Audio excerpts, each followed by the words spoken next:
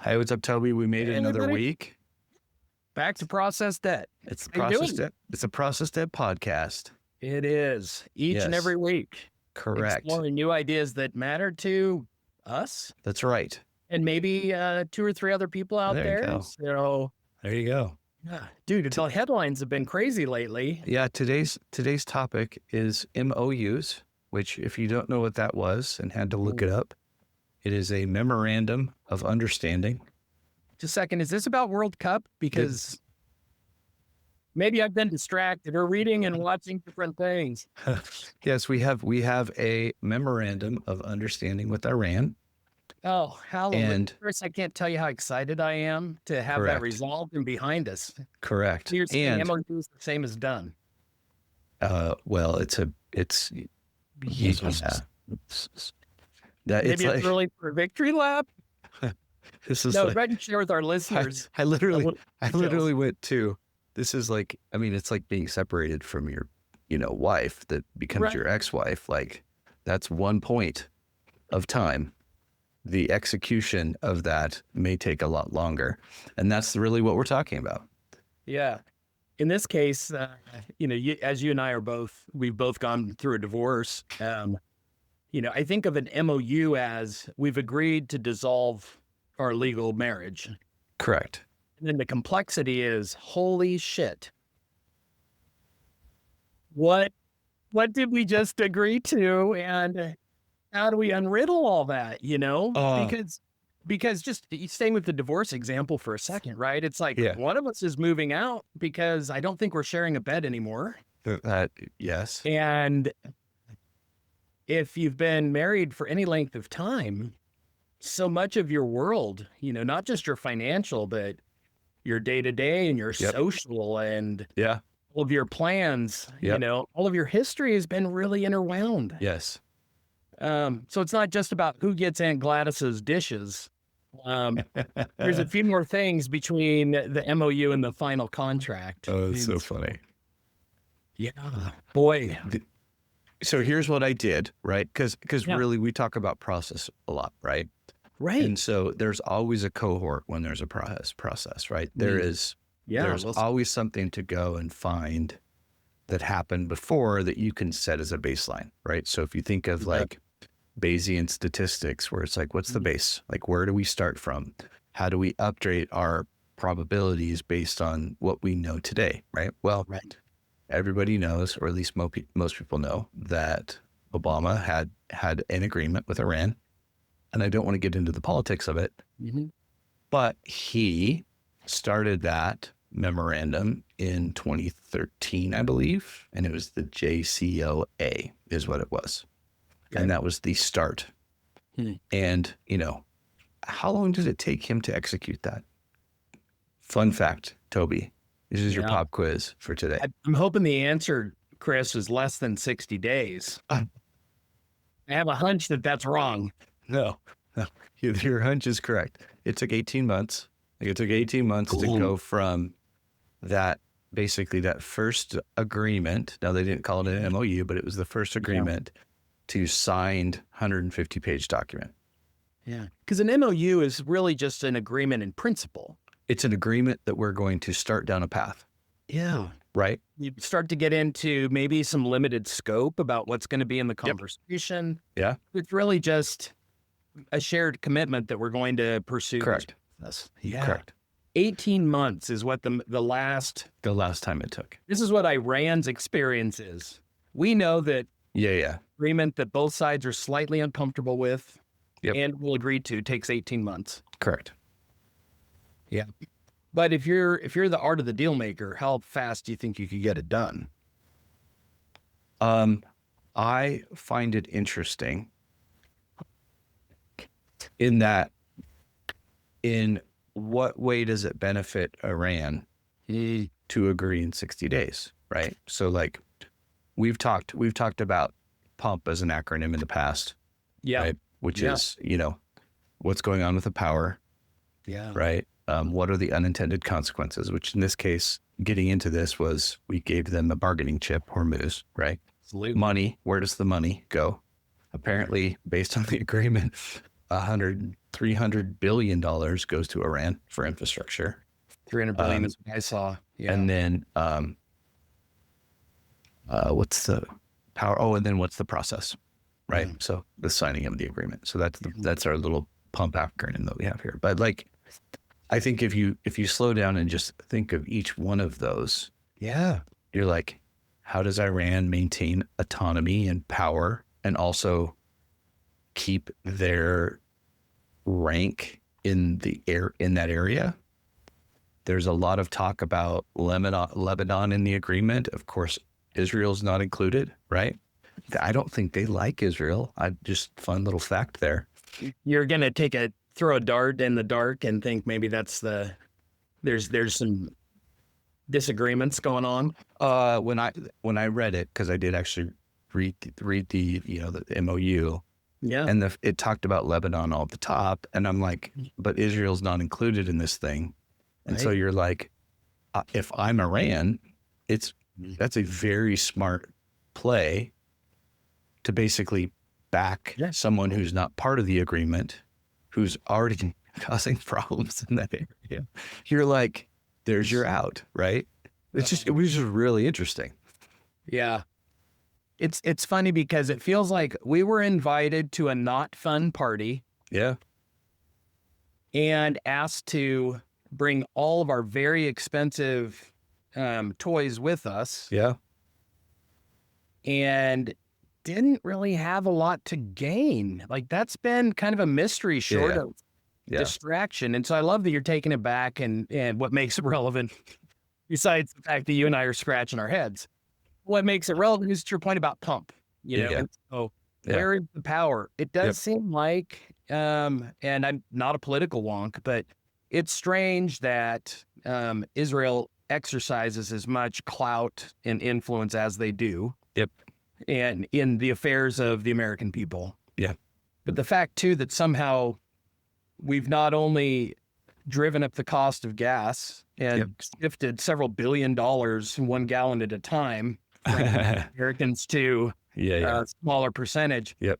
We're also going to be asked again to, show up with more tax dollars to offset something that none of us supported and was never sanctioned by Congress. Yeah. And so the power piece is really interesting.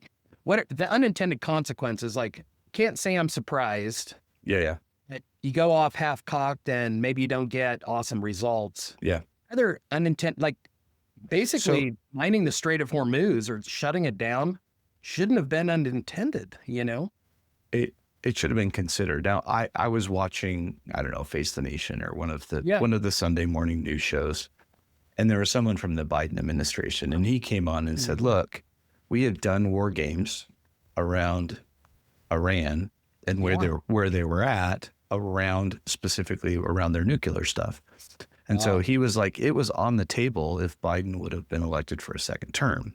And so what's interesting about that, like that just helped like kind of temper my views here, because it's like, oh my gosh, I can't believe. And yet these slow socio-economical and political environments change so slow and sometimes dramatically. Yeah. But most of this stuff just doesn't happen overnight. No. It really, this is not just we talk about a speedboat versus a tanker. Yeah. And, this is like a series of 100 tankers pulling tip or tail. Yeah. This little ship is not turning fast. Well, and the interesting thing is like, okay, so now what's going to happen? One of the unintended consequences is they're going to build a pipeline, right? I'm guessing. I don't have I've not read anything on this, but that would be an unintended consequence in that the Middle East starts building pipelines to ship the oil away from or not including the Strait of Hormuz. That actually could be really good. Yeah. Try to find a safe harbor. Correct. It's more politically stable. That makes perfect sense. Now, the reality is like, if you're Iran, you can still just shoot a missile at it, take it out, right? So like, it's not as easy as like, oh, well, let's just go do this. But that probably will be a benefit if that is chosen to be done. Yeah. It's funny. we're talking about the political topic as we do a lot. Yeah. Particularly in these days. But what's interesting is that the same is true of organizational mergers or acquisitions. Yeah. Where there's unintended consequences that should have been considered. Yeah. But at a superficial level, and oftentimes when I read about it in the news, this company was acquired for $60 gazillion. Yep. I kind of scratch my head and I think, I don't quite get why you're putting a dill pickle in the peanut butter. Like chocolate in the peanut butter, yes, dill in the peanut butter doesn't add up. Yep. And so and I'm just saying it out loud, a lot of the reasons why politics are so interesting is that I feel like there's a recurring mindset or attitude right now at large that affects each of us that operate and work for a paycheck and require it as part of our daily living. Yep. And so many of us are in a position that we're the receiver of choices as opposed to the person empowered to make all the choices. Yeah. And so whether it's the political front, is it investors or as employees, there's a lot of choices that are being made and decisions being made that don't always hold up to the lightest bit of scrutiny. Yeah. So this latest MoU falls in that category. What do you think about the money? We talked a little bit about what the power is, and the power imbalance has been proven to be exactly opposite. Yeah. Our track record in the Middle East is not epic. As global leader, they may or may not have been fighting there for a really long time. Do you think before 1776? Before 76? I mean, how old is Iran as a country? Like 3,000 years, like something ridiculous. Like they're ridiculously old as far as like an area / people. Yeah, I think if it wasn't Genesis, maybe it was Exodus. And it's like, we need to get out of Iran if we ever want to not be at war, because, stay out of the Middle East unless you show up with kindness and you're willing to rules. Yeah. So the interesting thing around the money piece, right, is I think so we're in the agreement. It's $300 billion for infrastructure, right? Like the reality is that probably was a non-negotiable. And then the other money piece is they're dropping sanctions, right? So, and they're also unfreezing assets, international assets. So now all of those make a lot of sense, right? One, because like those make a lot of sense. I believe what will be said is that we're going to make money off of something that just won't materialize. Yeah. Like it just won't. Like I don't like. How do you enforce that, or how do you force that within 60 days? And it's a really interesting dynamic where like the money is going to flow there that way, right? Which will, in theory, we get lost when it comes to really big numbers. So is what is really 300 billion among friends when it's governments? Like I have no idea how that all plays out. I mean, that's like 1/13 of our national debt of 39 trillion, right? Yeah. Is that even right? I don't Something know. like that. My quick mental math. Yeah. 3 billion per trillion. Yeah. Right. These numbers, I should say a third. The numbers are overwhelming. Yeah. To your point about what is a conceivable number. Sure. And not only did we spend a fortune, again, I'm going back to this feels so similar to a hostile takeover. Yeah. And it could even be, I initially said that relative to one company acquiring another. Sometimes it's a new person coming into your organization. Yeah. And they're trying to build their power base. Yep. They're building their career actively. And it isn't always abundantly clear that we're in the middle of this kind of power struggle. Yeah. It's not a well-articulated process, I think. No. And so I was doing some change management work earlier before we started this podcast. And that's why I'm in this mindset around we have a stake in these things, even if we're not at the table. whether we're a citizen or whether we're an employee or whether we're an investor. Correct. So, well, and you don't think of, in general, you think of, when you think of the Middle East, you think of oil, right? But you don't generally, you don't consider the process that is the supply chain that gets oil around the world and keeps it at a specific price, right? Like you just don't, like that is just not considered. No. And I think that the process that people won't understand is, I think we've got inflation above 4, right? We've got a new Fed chair, lots of fun political things happening this week. These are not boring times. That's true. A reflecting pond that's breeding algae. There's all kinds of exciting. But I digress. We are trying to fix these problems that we've tried to fix before without maybe doing it's almost like we're trying to solve the symptoms. Yeah. You know, what's interesting, Chris? I have a friend that did a lot of work with private equity. Yeah. And one of the elements, she's been writing on Substack, brilliant woman named Angela Goodwin, for listeners that may not know her. But one of those pieces that she dropped that really hit me as a recovering finance guy is this idea of like, to what end are you going to take this action? Yeah. Like if you don't know what success looks like for you, and maybe you're not ready to act on that impulse.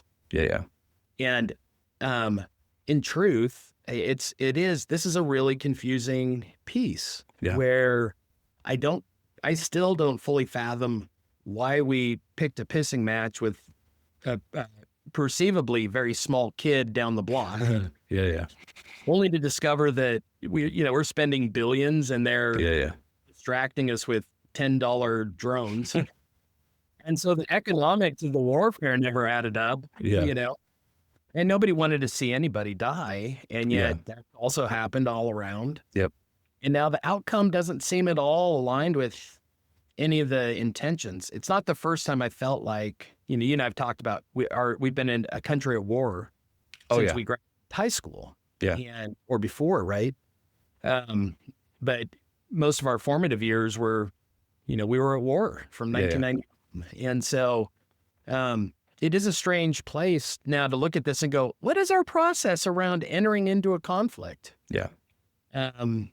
And I think the pump model is a really nice way to try to pull it apart. Well, what it does is it forces you to slow down and think. Right. Like if something does go sideways, what could go sideways? And I believe that they probably knew it was going to go sideways. I think they probably were overconfident because of the Venezuela taking out Maduro or whatever. Like, I think that was like, oh, we can go and do everything and anything.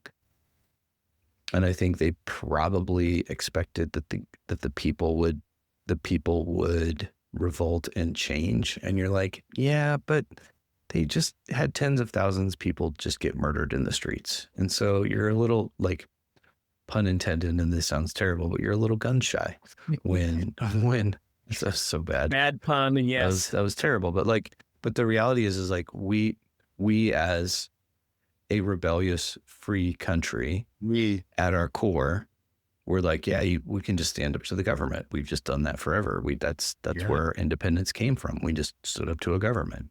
Totally. And it's hard for us to relate to a China where people don't stand up to the government, or to to an Iran, or to another country where there's a tyrant or a theocracy. Like we just don't understand. And so we don't put ourselves in their shoes, and therefore we make bad predictions.